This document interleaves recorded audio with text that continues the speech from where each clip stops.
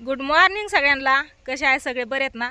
तर बघा, आज सकाळ सकाळी व्हिडिओ घ्यावा म्हणलं, कारण आहे ना मला ही सापडलंय बघा. तर ही काय आहे ही दाखवा म्हणलं तुम्हाला, आणि तुम्हाला पण माहिती आहे का नाही ते पण विचारा.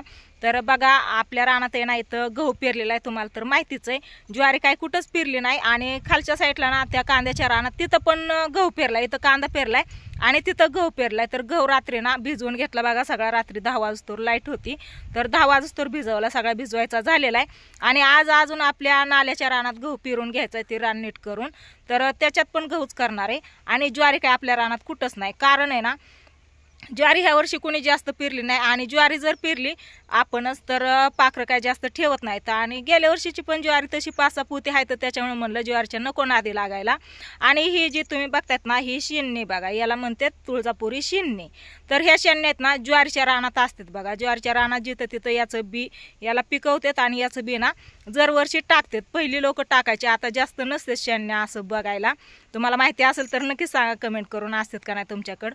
तर ह्या शेंगण्या रानात टाकतात, कारण आहे ना असं म्हणतात की त्या रानात आहे ना माणूस असं आवरजून जात नाही, पण शेंगण्या आल्या असत्या आणि खायला ना एकदम भारी लागते बघा. गोड अशी शेंगणी लागते, ही चांगली लागते. त्याच्यामुळं माणूस आहे ना ह्या शेंगण्याच्या नादाने रानात येडा करायला जातं, असं काय आवरजून जात नाही.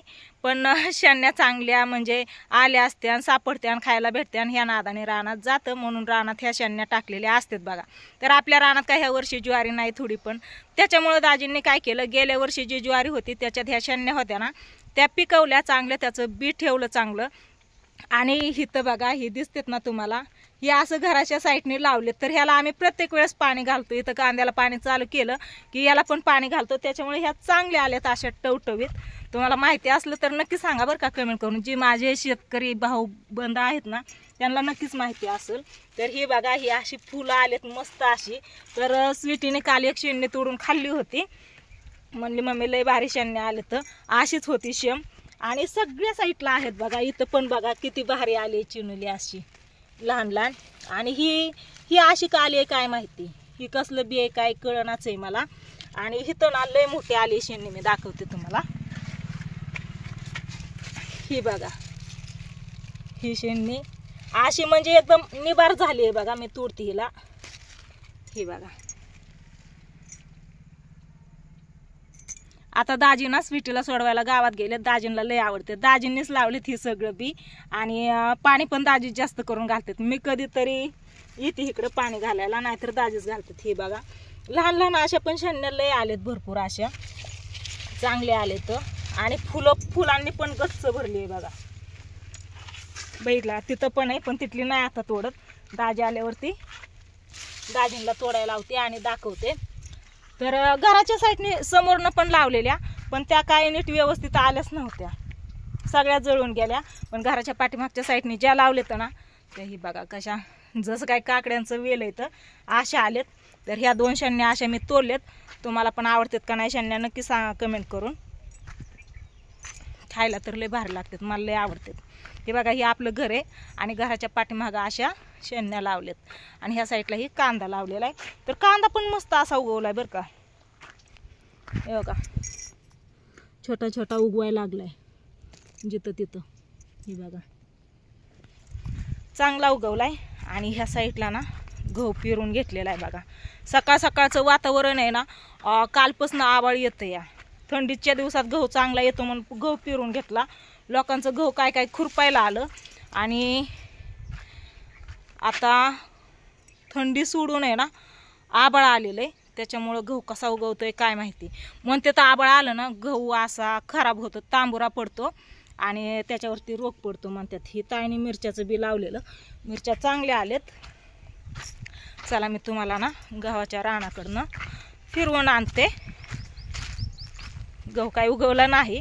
आंब्याची रोपं लय भारी आले, ती चांगली फुटली ती. ही बघा मस्त अशी. ह्या साईडला बघा इथंच आहे लगेच जवळ रान आपलं. सगळा गहू मस्त असा उगवून आल्यावरती तुम्हाला नंतर दाखवते अजून. आता फक्त सारं कसं भारी असं काढलेत, काळं कुठ रान दिसतंय मस्त असं ते बघा. आणि ह्या शेंड्या आवडतात का नाही नक्की सांगा बरं का कमेंट करून, मला तर लय आवडतात. हे बघा हे रान आहे आपलं, आणि ह्या रानात आहे ना गहू केलेला आहे. बैठलं रात्री 10 वाजतोर दारी चालू होती, 10 वाजतोर भिजवलं, तरी पण हा एक सारा राहिलाय मध्ये दिसतोय बघा कोरडा सारा, तेवढा आज भिजवून घ्यायचा आणि कांदा भिजवून घ्यायचा. आणि साईडला तिकडं ना मग हे करायचं, गहू पेरून घ्यायचा आहे. आणि ह्या मिरच्या काय तोडणं अजून झालं नाही, गच्च भरलेल्या मिरच्या इथं. आता ह्यांना पाणी घालायची गरज नाही बघा, ह्या दांडाने बरोबर भिजत्यात. आंब्यांना पण आणि मिरच्यांना पण पाणी जातं या, नाहीतर घरनं पाणी आणायची मी डोक्यावरती आणि ह्या झाडांना, मिरच्याच्या आणि आंब्यांच्या झाडांना पाणी घालून घ्यायची. चला आता जाते घरी, राहिलेली कामं उरकून घेते. काल मस्त अशा शंकरपाळ्या आणि कापण्या केल्या बघा. पाणतात्याला, भावड्याला, सगळ्यांनाच कापण्या आवडतात, त्याच्यामुळे केलेत. आई आप्पा आज यायचे तर आईनं आपण पैसे द्यायला होत्या म्हणलं, म्हणून करून घेतले तर.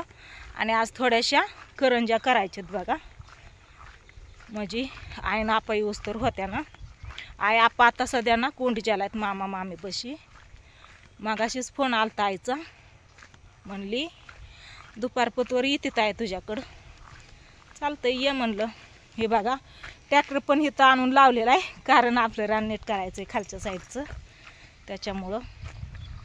आणि ह्या पेरूला ना हे फुलं आलं आहे, पेरू कधी यायचा काय माहिती. हे बघा मस्त असं फुलं आलं आहे, गुलाबाची फुलं तर लय भारी आलेत. हे आता लय दिवस झाले ह्याला, आणि हे नवीन आलेलं आहे. आणि पानाचा वेल पण तुम्हाला माहितीच आहे. हे बघा कसला भारी आलाय. चला असू द्या, आता व्हिडिओला करते इथंच एंड. मस्त असं शेण्या होत्या म्हणलं तुम्हाला सांगाव, म्हणून व्हिडिओ चालू केलता.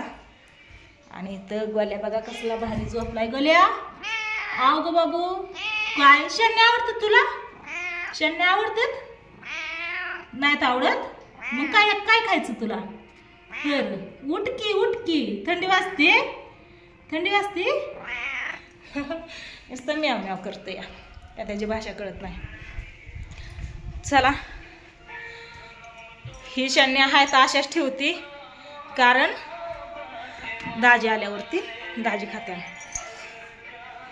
गरम व्हायला लागलं बा, कारण आता सकाळचे ना 9 वाजले तर, आणि सकाळ सकाळी इतकं गरम व्हायला लागले. थंडी नाहीच आहे थोडी, पण आभाळ येते त्याच्यामुळं गरम होतंय. चला असू द्या. मोबाईलमधली चार्जिंग पण संपली, आता मोबाईल लावते चार्जिंगला आणि काम घेते आवरून. Bye bye.